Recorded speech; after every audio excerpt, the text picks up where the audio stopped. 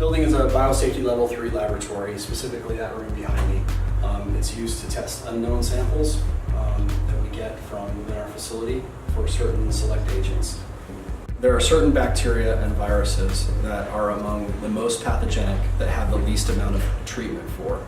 So for instance, Ebola has been a lot in the news. That's an example of something we can test for here. When we bring an organism out here and we start work on it, we're protecting ourselves, and we're protecting the environment, and we're protecting the sample, because we need to get information from that sample. If we contaminate it with something else from the laboratory or from the outside, we're not protecting it. We use our PPE according to a risk assessment that we do. So each organism, we can use a different set of PPE based on its infectivity, how common it is in the environment. This is a zero defects process, and if we do have a problem along the way, we have extra layers of safety to catch it. This week I've been working with this group in order to get them prepared to work safely inside of a BSL-3 laboratory environment.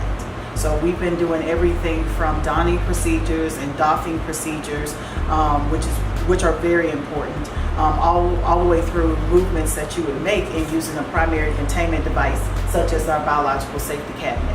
And so we've been working with theoretical, because we had a lecture, 8 hours of lecture, and then we did, the rest of the time has been practical training inside of this facility so that they can get accustomed to how they will work hands-on application.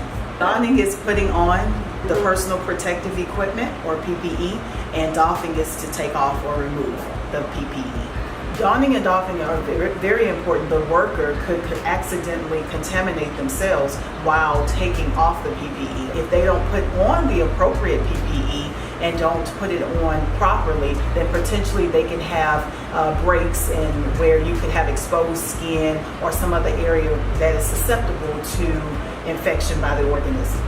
PPE would include, at level 3 from the BNBL, a solid front gown or a Tyvek coverall suit. We call them sometimes bunny suits.